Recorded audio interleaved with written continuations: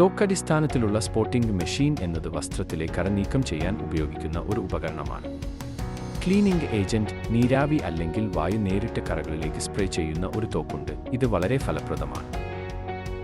മെഷീനിൽ വസ്ത്രങ്ങൾ സൂക്ഷിക്കുന്നതിനുള്ള ഒരു ബോർഡ്, വ്യത്യസ്ത ക്ലീനിംഗ് പരിഹാരങ്ങൾക്കുള്ള ഡിസ്പെൻസറുകൾ എന്നിവ ഉൾപ്പെടും. കറച്ചിതമായ സ്പോട്ടിംഗ് ഏജന്റിനെ കണ്ടെത്തി തിരഞ്ഞെടുക്കുക. സ്പോട്ടിംഗ് തോക്കിൽ പരിഹാരം പൂരിപ്പിക്കുക. ഉറപ്പാക്കുക കറ നനഞ്ഞതുമാണെന്ന് ഉറപ്പാക്കുക.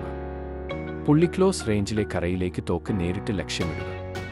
പരിഹാരം കറയിൽ തളിക്കുക. ലായനി കുറച്ച് സമയം തുണിയിൽ തുളച്ചു കയറട്ടെ.